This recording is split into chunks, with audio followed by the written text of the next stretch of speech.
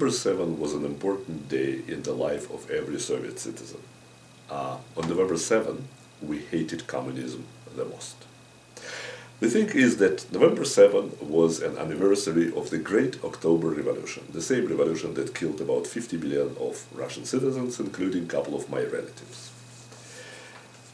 You see, 50 million people were not happy with the new regime. They were not ready to share their wealth with the new regime. And as our leaders told us, they were thrown under the bus of the progress. In their words, they were saying, when you cut wood, the rakes will fly. In America, you say something very similar.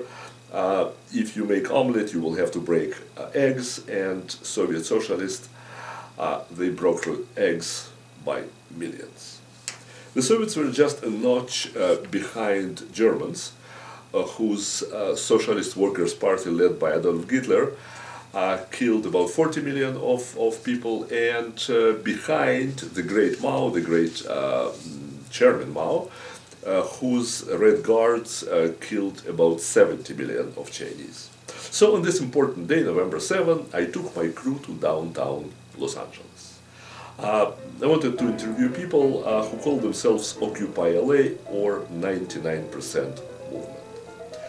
I was repeatedly receiving calls from my Russian, Ukrainian and Georgian friends who were asking me the same question: are you out of your mind over there? So in order to find out, are we out of our minds here in the United States of America, we landed in the middle of the downtown LA. We were immediately approached by two men, looking sharp with no visible signs of spending a night in a tent. One held a folder with papers and another had a briefcase in his hands and a smartphone that he periodically checked. The one with the briefcase asked us very politely who we are and what we're doing here, and we explained to him that we came here to report, to make a video report to our friends in Russia, specifically in St. Petersburg.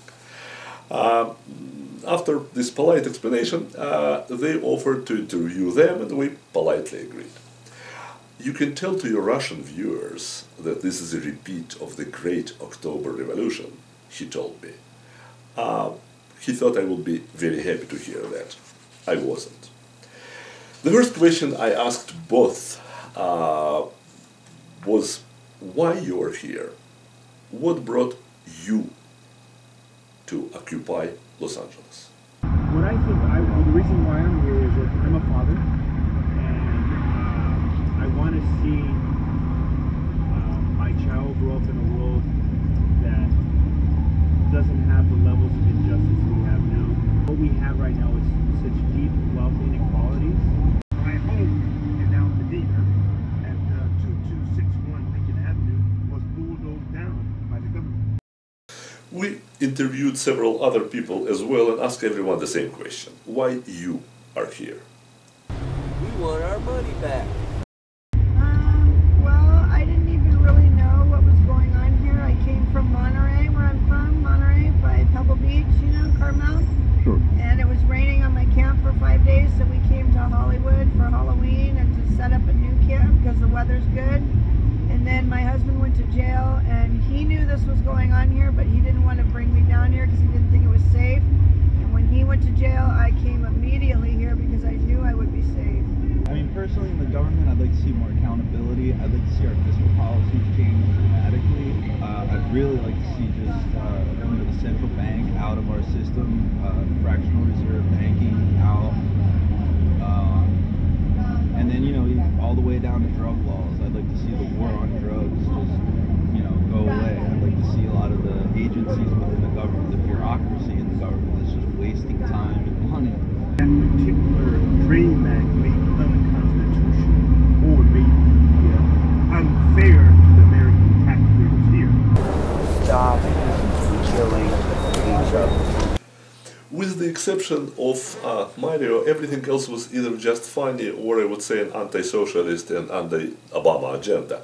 A mixture of Ron Paul demands to close Federal Reserve and legalize drugs, Tea Party cry for smaller government and accountability, Newt Gingrich wants to close several departments in the government, and the rest of the Republican field wants to radically cut expenses and stop financing illegal immigration, stop bailouts, and stop financing the life of their children and grandchildren. So, who was right?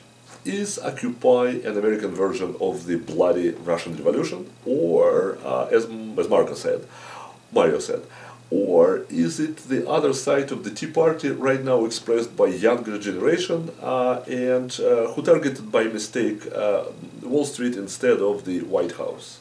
But here comes Stephen.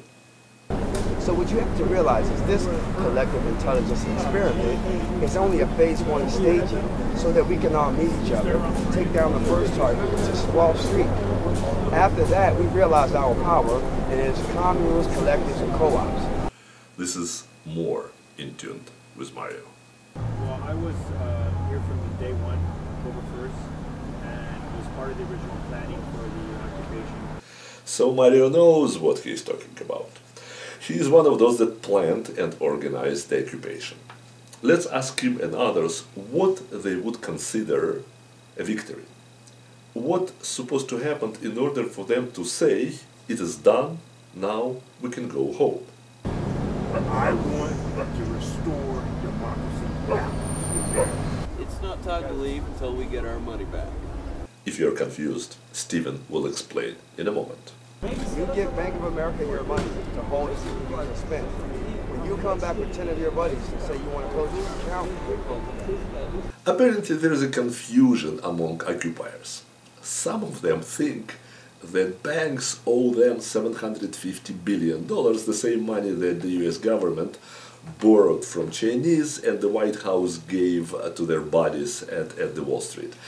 Some others think that the banks do not want to give back the cash that members of the Occupy movement deposited there.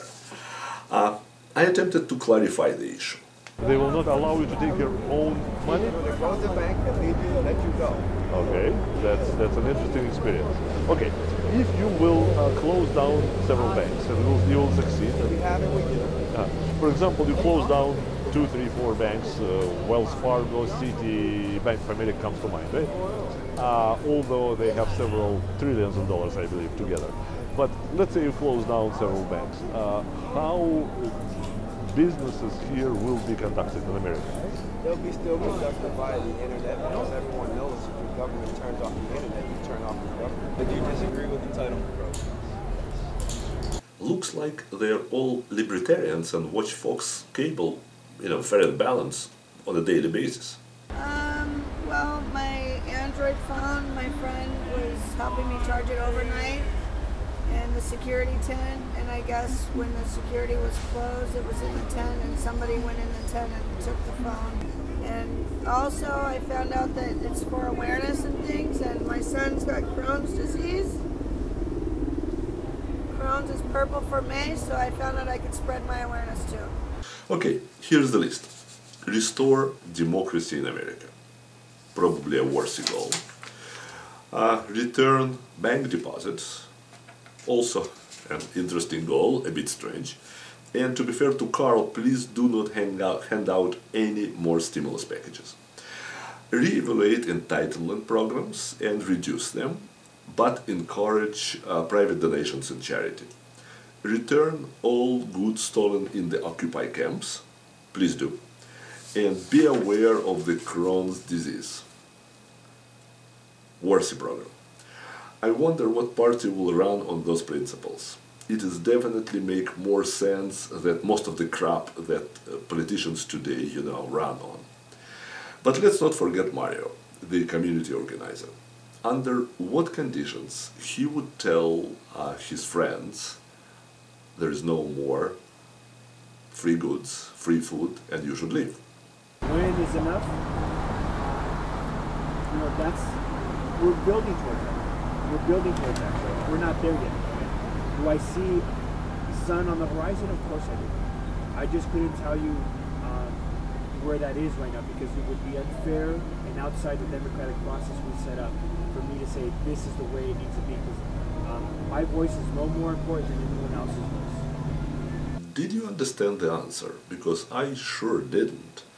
I think he said that he has no idea, or maybe he said that he doesn't want to share with the outsiders. One day we might learn what the community organizers really wanted, or who is the mastermind behind the whole movement, but meantime it remains mystery to me. Obviously, those poor people who came for fun, to play loud instrument, to smoke a little pot, steal smartphones, laptops from more fortunate occupiers, or maybe have a little extra sex near the city hall, enjoy California sun, or because they're just homeless, those guys do not have an agenda. They have no idea what they're doing here and why they're here and when they will be, told to leave and what would be the reason for their leaving. But every evening at 7:30 p.m. someone is bringing them together and shaping them to make them what? Aware of the environment, politically savvy, just to exchange jokes, maybe make them real revolutionaries, like it was done with Hitlerjugend in Germany, Komsomol in Russia, Hunweibin, Red Guard in China. Something to think about, right? Every year, between 500,000 to 1 million people from around the world are applying for visas to move permanently to the United States of America. About the same amount crawls under fences, jump over fences, close themselves in metal containers coming from China or in gas tanks of trucks and trailers coming from Mexico to move to live in this country. Looks like no one wants to go back or emigrate from America. And the Occupy community organizers want to change this blessed country into what? The Soviet Union? The United Socialist States of America? Another Greece? Do you know any country that, in your opinion, people live better than in the United States? So you're talking about freedom. Right? Yeah, about freedom. You're free to do things. Right. If you want, you're free to fail. You're free to succeed. How it is different from what is going on here in the United States of America today? Because you guys are envy of the world. There is no country in the world that succeeded in doing that. So what you guys are doing here now, I don't understand. That is not your number one issue. So what's the number one issue? I'm trying to understand. Well, I think the number one issue is the oppression and the sense of unfairness. I think I now know the main reason why people occupy Los Angeles, Wall Street, and all other cities in the United States of America. The main reason why they sleep on the ground, eat junk, and ready to listen to the crap that the community organizers feed them. I know what unites them. It is the same thing that unites billions of people around the globe in their hate to the United States of America. And at the same time, they dream about coming here and living here. It is really very simple. Listen carefully. The secret of their hate and occupation is in one single word. They are dying from ENVY.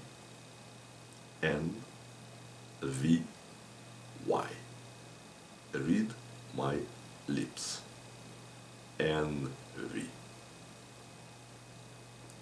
Reporting from Los Angeles, California, land of rich and lazy, Leon Weinstein.